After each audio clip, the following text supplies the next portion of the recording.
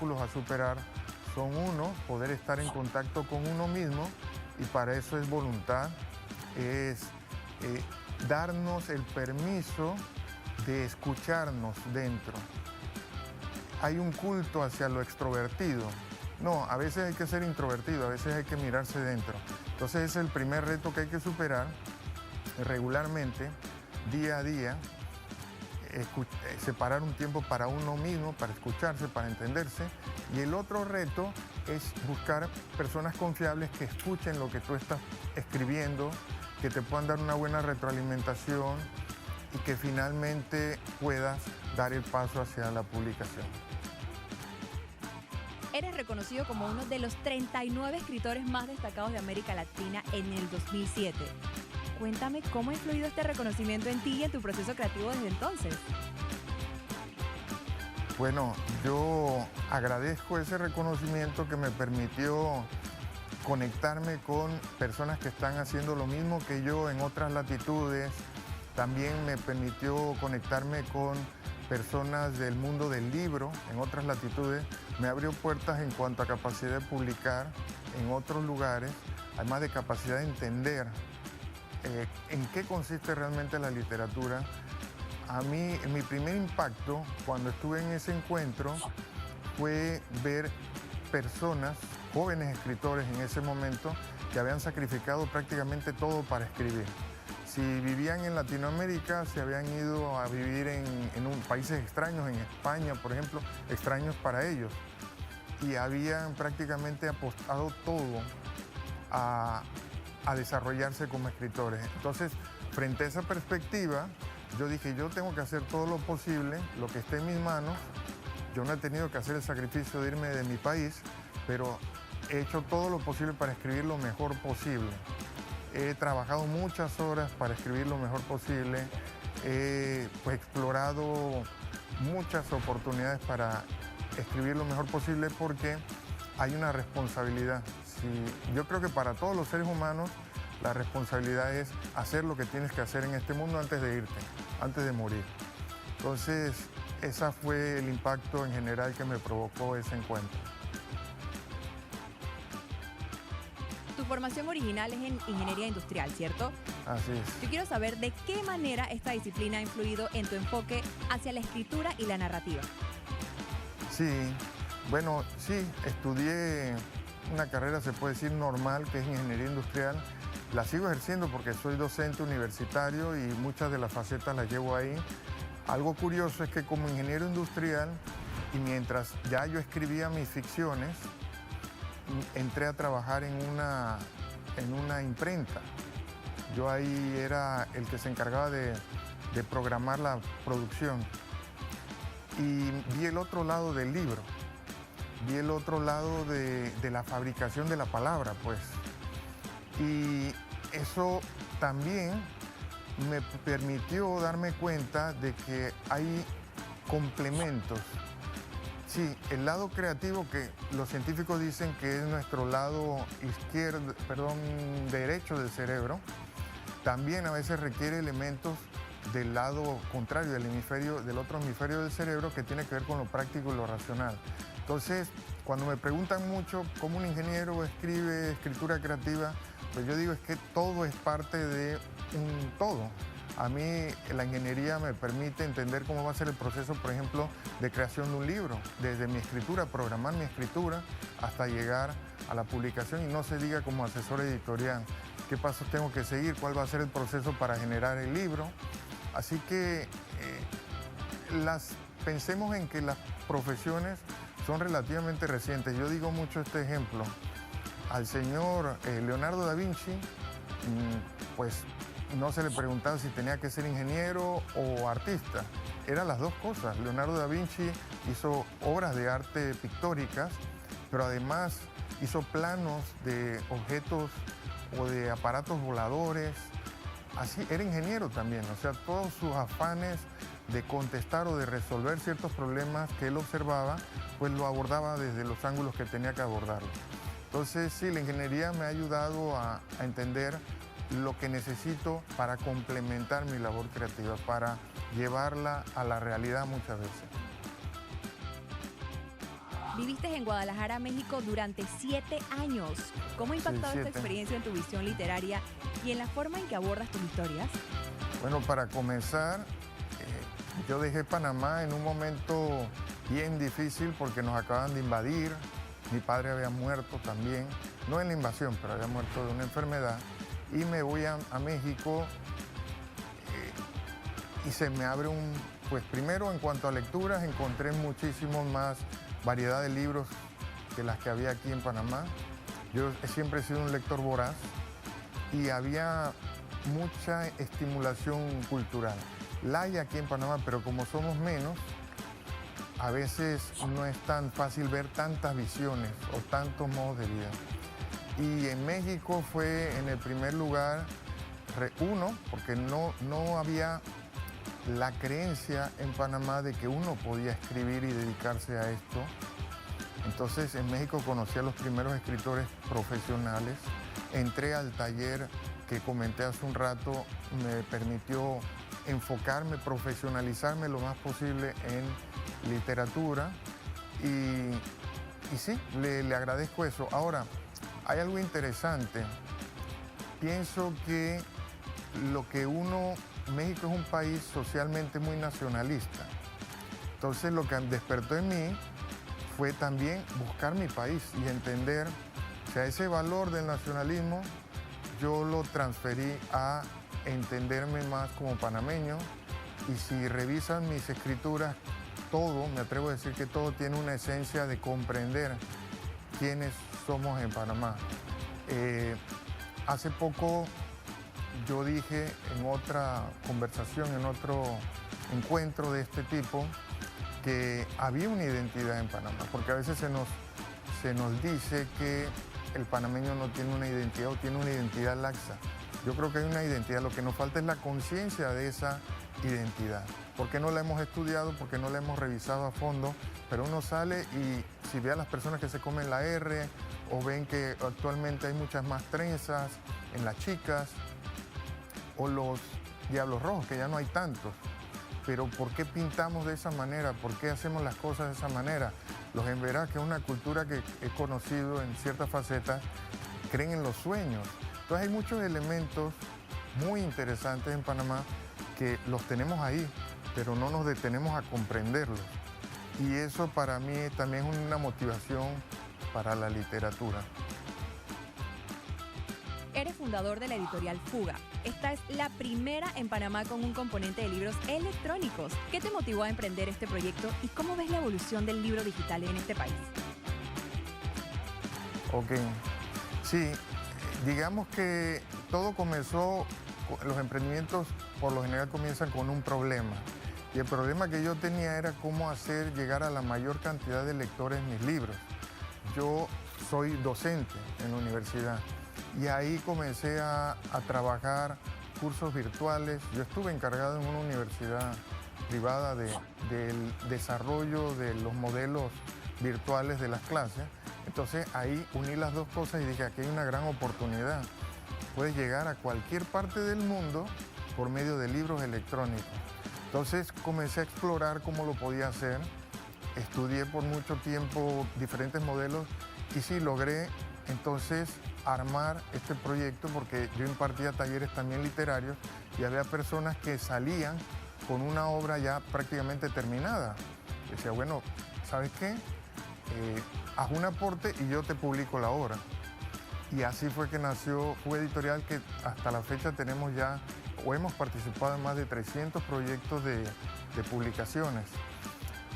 Entonces surgió como un problema y vi la solución de ese problema en la tecnología.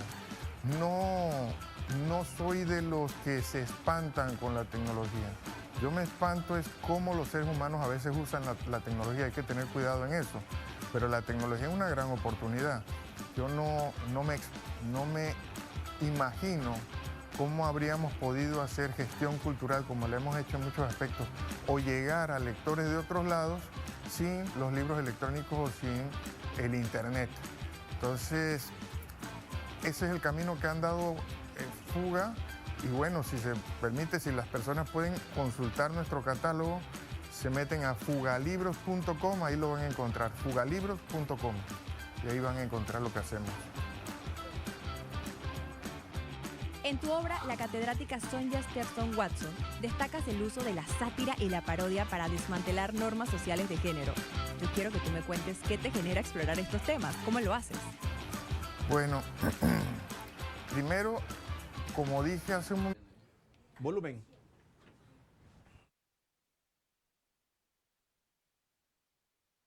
Hola, ¿qué tal? ¿Cómo están? Bienvenidos a otra transmisión en vivo desde el Palacio Justo Arosemena para seguir con las sesiones extraordinarias. Hoy es el lunes 9 de junio.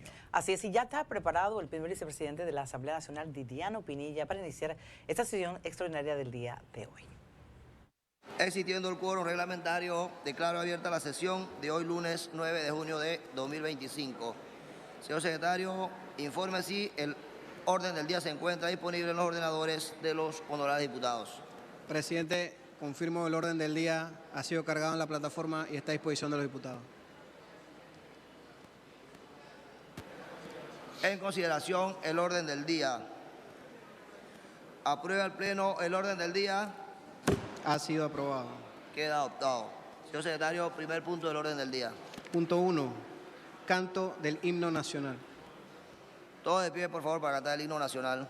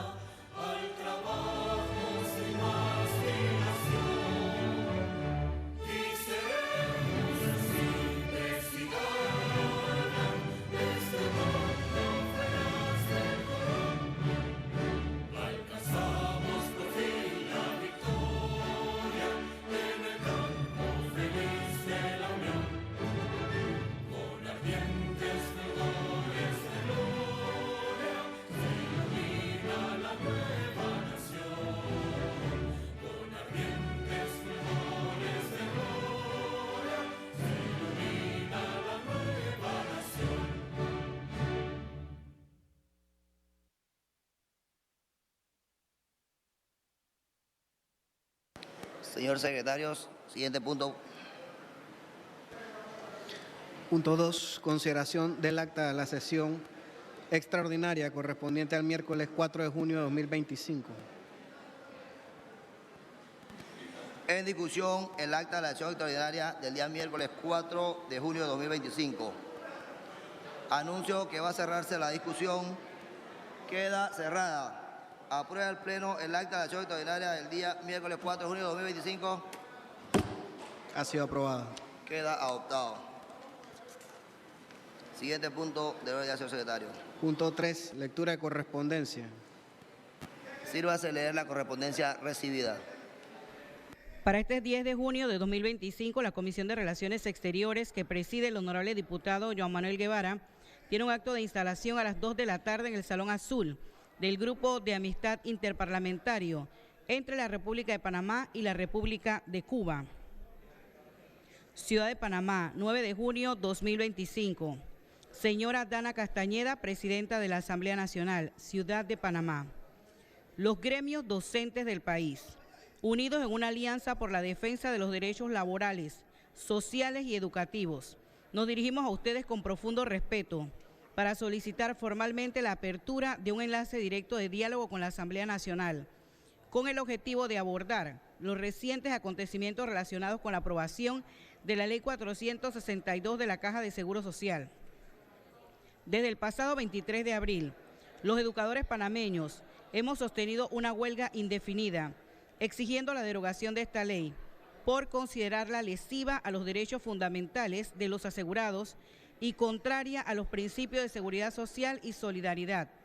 Durante estas jornadas hemos enfrentado situaciones de represión y detenciones que han impactado no solo a los docentes, sino también a los estudiantes y a toda la comunidad educativa. Conscientes de la urgencia de encontrar una solución pacífica y justa para todos los panameños, proponemos: 1. La conformación de una comisión de enlace integrada por representantes de la Asamblea, Presidencia y bancadas y de los gremios docentes. 2. La convocatoria de una reunión de trabajo para analizar los artículos de la Ley 462 que afectan derechos adquiridos y prestaciones. Presentar un anteproyecto de ley que busque fortalecer la seguridad social y garantizar el bienestar de todos los asegurados. Establecer un calendario de discusión y consulta pública en el cual participen la comunidad educativa y los otros sectores afectados. Los gremios docentes, conscientes del impacto de esta paralización, proponemos un diálogo respetuoso y urgente, bajo el principio de que la educación y la seguridad social son pilares fundamentales de nuestra sociedad. Asimismo, reiteramos que el magisterio panameño ha jugado históricamente un papel clave en la defensa de los derechos ciudadanos y el bienestar común. Hoy, más que nunca, reafirmamos nuestro compromiso con la democracia, la justicia social y la defensa del sistema solidario que garantiza una vejez digna y segura para todos los trabajadores. Por lo anterior, solicitamos la pronta atención a esta petición y proponemos una primera reunión de trabajo la próxima semana, a fin de iniciar este proceso de construcción legal colectiva. Agradecemos de antemano su atención y disposición para el diálogo. Atentamente, profesor Alberto Díaz Ramos, Frente de Acción Magisterial FAM. Profesor Edgar Rodríguez, UNESEP. Profesor Eddie Pinto, Unión Nacional de Educadores de Panamá, UNEP. La honorable diputada Jessica Romero habilita a su suplente Elías Becker del 9 al 26 de junio de 2025. Honorable diputado Francisco Brea habilita a su suplente Melvin Pérez hoy 9 de junio de 2025. El honorable diputado José Pérez Barboni habilita a su suplente Kevin Carrillo hoy 9 de junio de 2025. Fin de la lectura de correspondencia. Para cuestión de orden, le ofrezco la palabra a la honorable diputada Shirley Castañeda.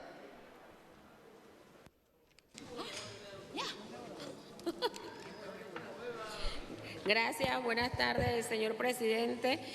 En el día de hoy, la Comisión de Credenciales, Reglamento, Ética Parlamentaria y Asuntos Judiciales devuelve al Pleno de la Asamblea para su consideración del nombramiento del licenciado Carlos Arturo Hoyo Boy como miembro de la Junta Directiva de la Agencia Panamá Pacífico en representación del órgano ejecutivo. Para su consideración del nombramiento del licenciado Jorge Enrique Vallarino Miranda como director de la Junta Directiva de la Autoridad del Canal de Panamá, ACP. Devolvemos también el expediente con el informe y los documentos del licenciado Diego Herrera Dutari como director de la Junta Directiva de la Autoridad del Canal de Panamá, con 3 votos a favor y 3 votos en contra para el tratamiento que le corresponda de acuerdo al secretario general. Muchas gracias. Un ujier, por favor. Un ujier, por favor. Señor secretario, de lectura de la propuesta que hay en mesa. Presidente. Para cuestión de orden, el honorable diputado Luis Eduardo Camacho. Buenas tardes, colega.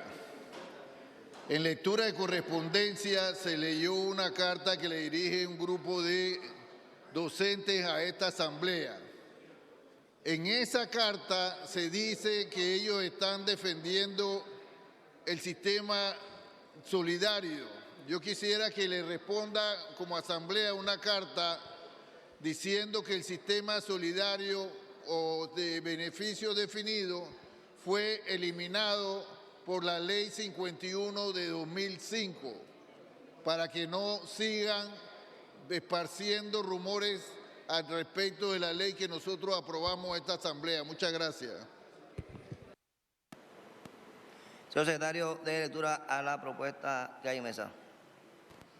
La honorable diputada Shirley Castañeda propone que se suspenda lo que se discute y se altere el orden del día para incluir en el punto 4 la ratificación que el Pleno de la Asamblea deberá considerar para los cargos de Jorge Enrique Vallarino Miranda como director de la Junta Directiva del Canal de Panamá, Carlos Arturo Hoyos Boyd como miembro de la Junta Directiva de la Agencia Panamá Pacífico en representación del órgano ejecutivo. Fundamento de derecho, artículos 104 y 105 del Reglamento Orgánico del Régimen Interno. Fin de la lectura. Aprueba el Pleno la alteración del orden del día. Ha sido aprobado. Queda adoptado. Siguiente punto, señor secretario. Presidente, en base a la propuesta aprobada, corresponde a la Asamblea tratar la ratificación de Jorge Enrique Vallarino Miranda como director de la Junta Directiva del Canal de Panamá y Carlos Arturo Hoyo Boy como miembro de la Junta Directiva de la Agencia Panamá Pacífico en representación del órgano ejecutivo. Hay una propuesta de omisión en mesa.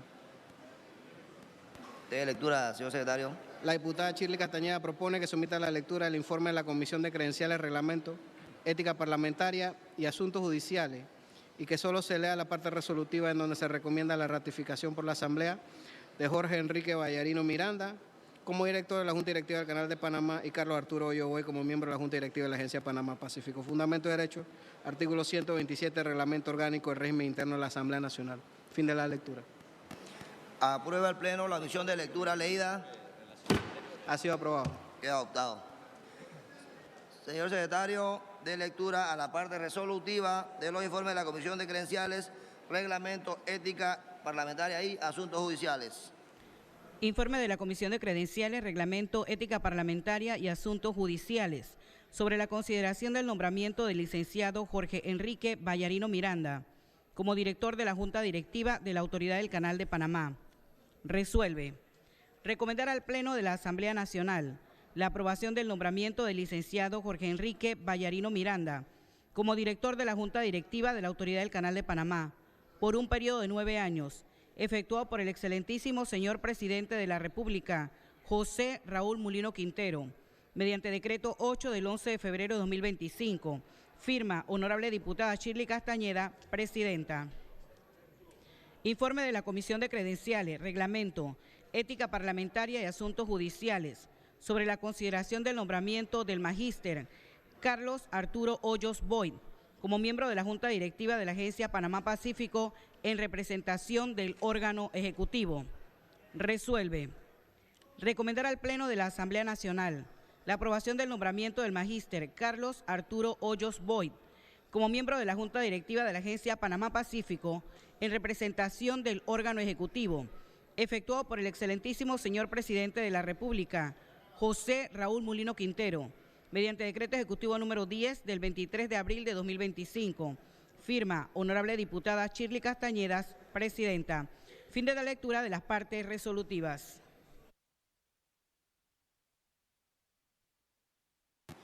queda abierta la discusión de la ratificación a los nombramientos siguientes. Jorge Vallarino Miranda como director de la Junta Directiva del Canal de Panamá. Carlos Hoyos Boyd como miembro de la Junta Directiva de la Agencia Panamá Pacífico en representación del órgano ejecutivo. Ofrezco la palabra. Le ofrezco la palabra al diputado Ernesto Cedeño. Bendiciones, Panamá. En Dios hay esperanza. Aquí tenemos, aquí estaba buscando una documentación, 3 nombramientos que tenemos que verificar aquí en el Pleno de la Asamblea Nacional de Diputados. No sé si se van a avalar los 3, pero debo dar un mensaje a todos estos funcionarios en el evento de que sean avalados. La primera recomendación que les doy es que cumplan con la Constitución y la ley, porque todos los funcionarios tenemos que cumplir con la Constitución y la ley, así como lo precisa el artículo 17 de la Constitución. Y sobre este punto, tengo que manifestar que el Pleno de la Corte Suprema de Justicia, en sentencia del 29 de abril de 2015, determinó sobre la interpretación que le daba el artículo 17 constitucional que esa norma no solo establece la obligación que tienen las autoridades de proteger en su vida, honra y bienes a quienes se encuentren bajo su jurisdicción, sino el deber que tienen las autoridades de sujetarse al orden constitucional y legal y de asegurar la efectividad de los derechos y deberes individuales y sociales. Y un reto que tienen estas 3 personas en el evento de que vayan a ser ratificados, que cumplan con la Constitución y la ley indistintamente de que otras personas alrededor le presionen para que no lo haga o que tengan una conducta determinada. Usted tiene que pararse firme. A veces en este camino hay que nadar contracorriente en base a sus principios y deben seguir sus principios. En base a esto de nado contracorriente, le doy una anécdota. Yo me acuerdo que aquí teníamos al defensor del pueblo y a su asistente, y yo dije que estaba en contra de esa norma, que tenía artículos que violaban la Constitución y algo que se le estaban dando funciones que a mi juicio no se le debían dar. Se votó por esta modificación de la Ley de Defensoría del Pueblo. El único voto en contra fue el mío. Yo lo voté en base al principio. Todos votaron en favor. Bueno, tengo que manifestarle que el presidente de la República ha vetado esa ley de la Defensoría del Pueblo. Yo pienso que hay que tener principios.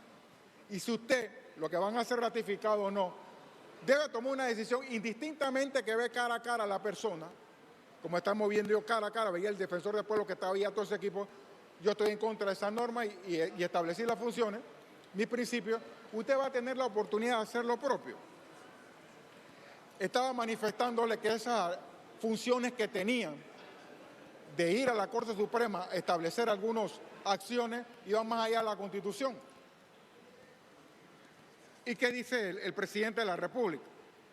En cuanto al veto, que lo tengo aquí, es muy interesante lo que dijo el presidente de la República.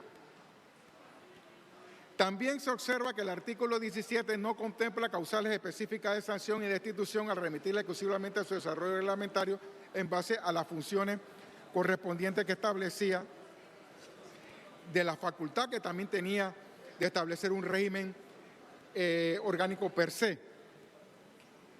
Pero dice, la figura de amigo del tribunal que le facultaba la modificación de la Ley de Defensoría del Pueblo para acudir a la Corte Suprema de Justicia en defensa de otras personas, que yo le decía, eso está más allá de la Constitución, dice el presidente, o bien conocida en el ámbito del derecho comparado como amigos curiae, que intervienen en asuntos de interés público o que comprometen la protección de los derechos humanos, como ha sido incorporado en la redacción en este artículo 5, difiere de lo normal en nuestra Carta Magna, toda vez que le otorga una facultad amplia al defensor del pueblo para que intervenga en los procesos judiciales sin que se requiera la autorización o anuencia previa del tribunal competente, por lo que su participación no puede entenderse como una potestad unilateral, la cual podría vulnerar el principio de independencia judicial. Y yo le decía también, yo estoy en contra de esa reelección del defensor del pueblo.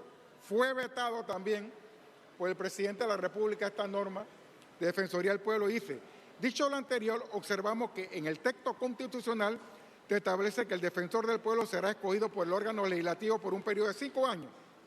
Sin embargo, el proyecto de ley 164-2024 se instituye que el defensor del pueblo puede ser reelegido inmediatamente contraviniendo la norma constitucional.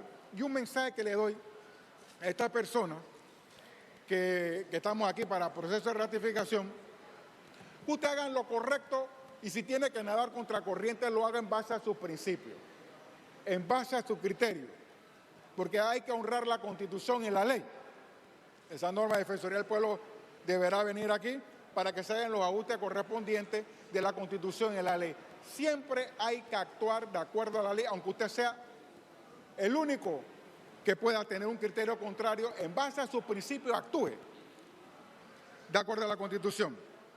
Ese es el punto de vista general, consejo que le doy tanto a Carlos Arturo Hoyos, Jorge Enrique Vallarino Miranda y Diego Herrera Dutari, que le digan al defensor del pueblo que su ley ha sido vetada, no va a salir a la luz jurídica, por más que quiso tratar de torcer la norma jurídica aquí en esta Asamblea Nacional de Diputados. Bien, del punto de vista específico, con mucho respeto se lo dije, lo tenía de frente y se lo planteé. Carlos Arturo Hoyo Boy, él pretende ser miembro de la Junta Directiva de la Agencia Panamá Pacífico de representación del órgano ejecutivo. Yo he leído la documentación y voy a votar en contra porque no probó los documentos que lo acreditaban como idóneo para acceder al puesto. Él pasó por la comisión de credenciales, lo avalaron, pero no aportó los documentos que la ley le precisaba para que lo hiciera, en base a todo el expediente que tengo yo de este señor. Él presentó, usted dirá, no, hombre, pero si es Carlos Arturo Hoyo no probó lo que tenía que probar en mi concepto. Él presentó un certificado de nacimiento notariado. Eso no tiene validez desde el punto de vista jurídico. No sé cómo fue ratificado esta persona en la Comisión de Credenciales, no tiene ninguna validez. El certificado de nacimiento notariado, eso no es prueba. Él lo presentó. Si tú no pruebas los requisitos, el documento que tienes que hacer, tú no puedes aspirar a un cargo. Jurídicamente no probó lo que tenía que probar, la documentación, no probó que es panameño. Copia de cédula también la presentó notariada. El certificado de Universidad Santa María de la Antigua, que le confiere el título de Derecho, tampoco lo aprobó como la norma corresponde. Presentó un documento notariado. Eso no es prueba. Y así fue aprobado con la Comisión de Credenciales. Yo tengo que manifestar lo siguiente. El artículo 833 del Código Judicial, y lo cito textualmente, a mi juicio no le voy a ratificar y no debiera ratificarse porque no probó los requisitos que tenía que sustentar de acuerdo a lo que dice la disposición del Código Judicial y los fallos de la Corte Suprema de Justicia. El artículo 833 del Código Judicial dice: los documentos se aportarán en originales o en copia de conformidad con lo dispuesto en este código. Las copias podrán constituir en transcripción o reproducción mecánica, química o por cualquier otro medio científico. Las reproducciones deberán ser autenticadas ¿por quién? Por el funcionario público encargado de la custodia del original, a menos que sean compulsadas el original o en copia autenticada e inspección judicial, y salvo que la ley disponga otra cosa. El que tenía que autenticar el certificado de nacimiento y demás, el secretario de la institución que tiene custodia de la información, y lo presentó siendo abogado de una manera inapropiada y que no ameritaba realmente el que fuera ratificado, y que mucho menos amerita que él sea ratificado en esta Asamblea Nacional si es que queremos defender la Constitución y la ley. Como mandata el artículo 17 de la Constitución, los funcionarios tienen que cumplir con la Constitución y la ley. ¿Cómo vamos a ratificar a una persona que no ha logrado probar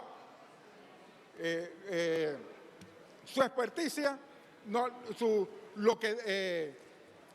hoja de todos los documentos que le exige el derecho, no lo ha aprobado en debida forma? no se debe aprobar. Bien, sigo leyendo. De acuerdo al estándar jurisprudencial exteriorizado en reiterada jurisprudencia de la Sala Tercera de la Corte Suprema de Justicia, y voy a citar lo que es la interpretación del 833 que uno debe probar, y los candidatos que deben venir a la Asamblea deben probar los requisitos de ley como manda la ley y como ha tasado la Corte Suprema de Justicia. Cito, jurisprudencia. Por regla general, la autenticación de copia debe cumplir con los siguientes requisitos.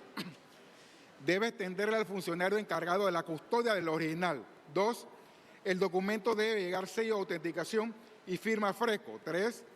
Dicho sello debe contener la fecha de autenticación, la frase fiel copia es original, la firma del funcionario que custodia el original. El documento debe llevar el sello de la autoridad o institución pública que autentica.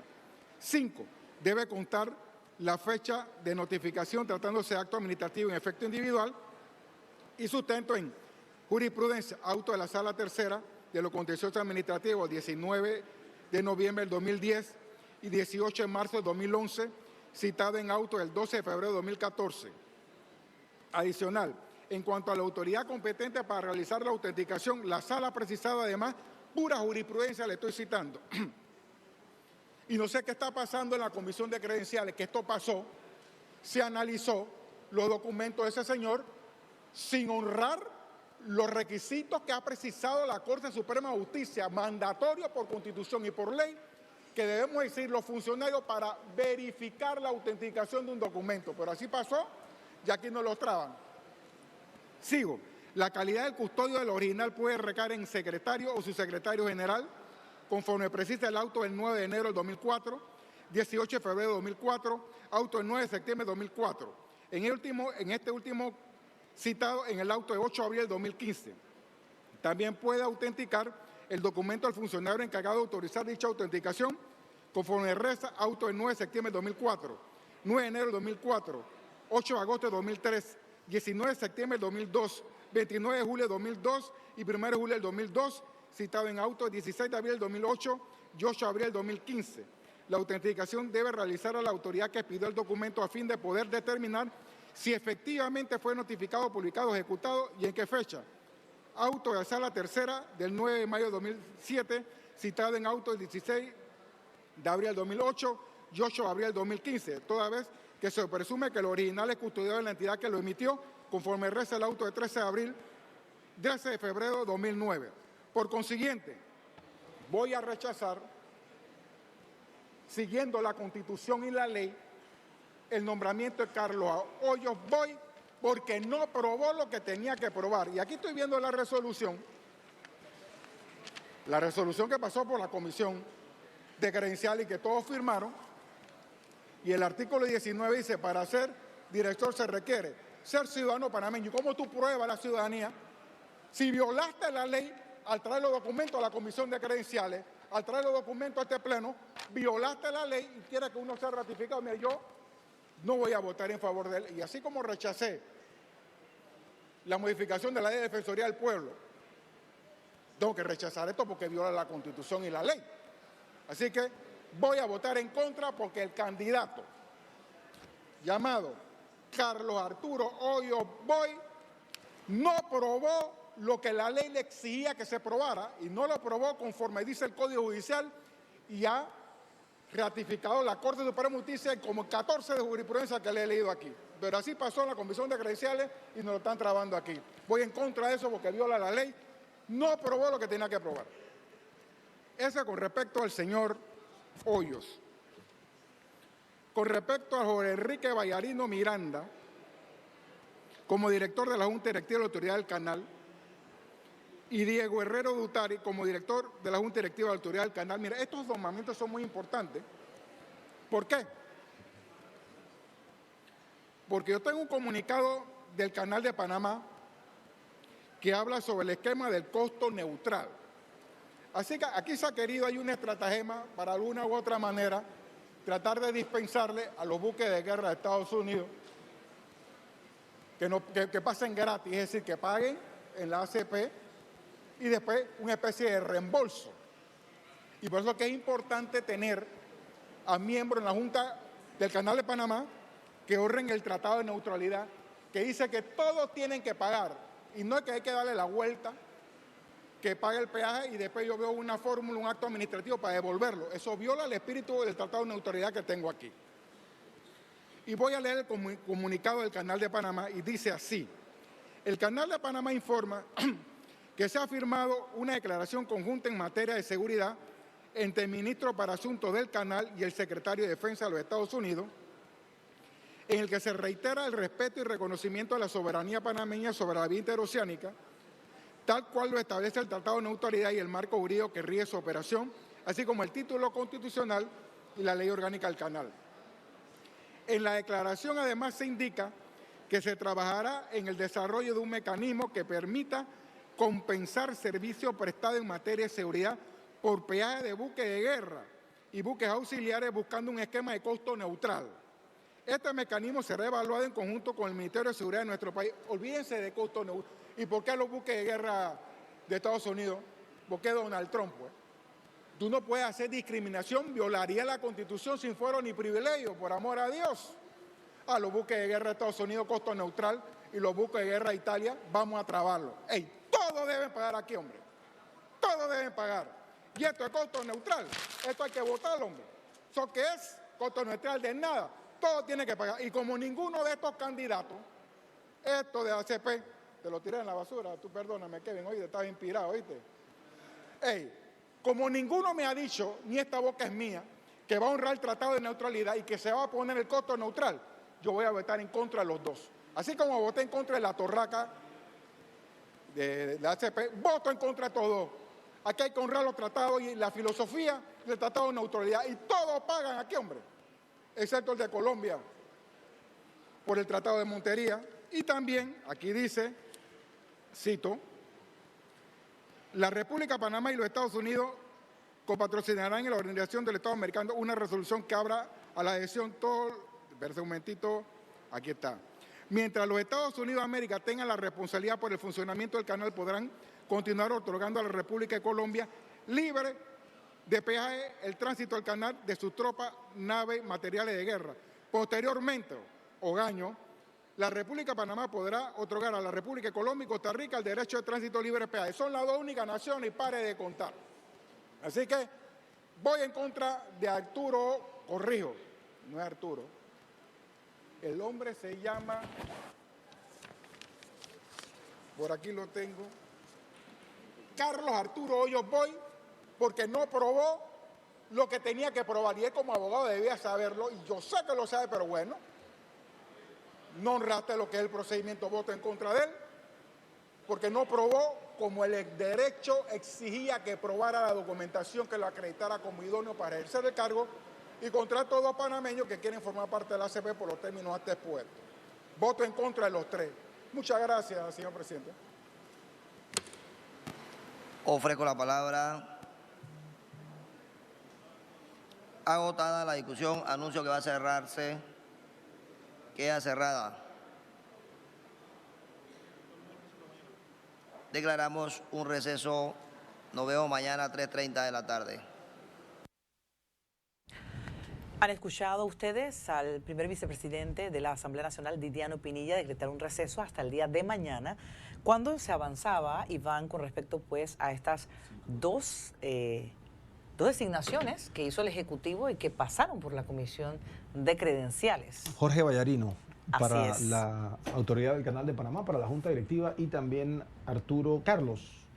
Carlos Hoyos Boy para la Agencia Panamá Pacífico en representación del órgano ejecutivo. Hay un tercer nombre que mencionó la diputada Shirley Castañeda, que había recibido la votación en la Comisión de Credenciales de 3-3. En el momento en que ella hacía entrega de estos nombres que ya habían pasado por la comisión, había mencionado o le hizo saber al secretario Carlos Alvarado que lo que decidiera. Realmente no estamos muy claros en cuanto a qué se refería, si es que en este caso el Pleno tendría que hacer algún tipo de votación o decidir, porque era un empate 3-3. No estamos muy claros en eso, estamos recopilando la información al respecto, pero lo cierto es que no se ha hecho ninguna aprobación hoy, no se ha hecho ninguna votación en este caso. En este caso, no se ha votado, así que habrá que esperar hasta mañana. Recuerden, esto lo hemos venido conversando desde hace ya varias semanas, cuando arrancaron estas sesiones extraordinarias, que se habían habilitado este mes del 12 de mayo al 12 de junio, precisamente para el tema de la ratificación. Las ratificaciones. Exacto, pero escuchamos al presidente de la República, José Raúl Mulino, en su acostumbrada conferencia semanal, conferencia de prensa, hablar sobre extender este periodo hasta el 26 de junio. Y se habla de un proyecto de ley que tiene que ver con el sector bananero. Así que estamos pues a la expectativa de ver qué es lo que va a suceder. Lo cierto es que ya estamos a la vuelta de la esquina del 1 de julio, cuando debería instalarse entonces el nuevo periodo y escogerse la nueva directiva, en este caso, o ratificar nuevamente a la que existe. Vamos a ver qué es lo que va a suceder. Así es. Pero bueno, quedó el diputado Ernesto Cedeño haciendo señalamientos, hablando acerca de la conveniencia de unos, la inconveniencia de otros. Él decía pues que, por ejemplo, en el caso del señor Carlos Hoyos, debía haber presentado documentos originales. No los aportó a la Comisión de Credenciales y ese fue el cuestionamiento que él Según hizo. Lo que dijo el diputado Ernesto Cedeño, todo lo que se entregó en este caso habían sido copias autenticadas. Y también estableció que se necesitaban documentos originales. En este caso. Así que pues ahí está entonces el futuro de esta ratificación para el día de mañana, de esta y las otras que están pendientes entonces, en este caso. Bueno, de esta forma, Iván, nosotros culminamos la sesión del día de hoy, esta sesión extraordinaria para atender entonces específicamente los temas de los nombramientos y, como decías tú, hay que esperar entonces qué trae el Ejecutivo. Claro que sí, claro que sí. Bueno, a nombre de Senia León, Iván Donoso también y a todo el equipo que hace posible que llegue esta transmisión hasta donde ustedes se encuentren en este momento, pues les agradecemos y les recordamos una vez más que mañana vamos a estar aquí nuevamente en el primer llamado a las 3:30 de la tarde en la Asamblea Nacional de Diputados. Así es. Hasta mañana.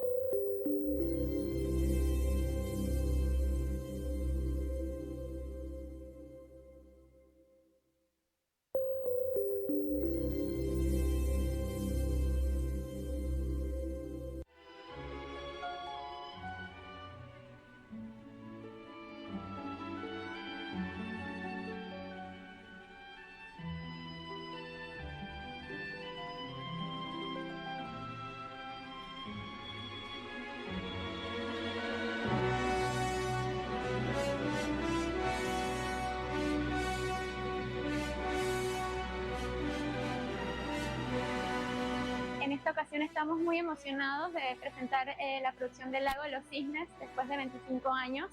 En esta ocasión voy a interpretar el Cisne Negro, el icónico personaje de la joya del ballet clásico como este. La preparación empieza desde una clase de ballet, entrenamiento de preparación física y la coreografía, el montaje que está bajo la dirección del maestro Konstantin Kupiakov.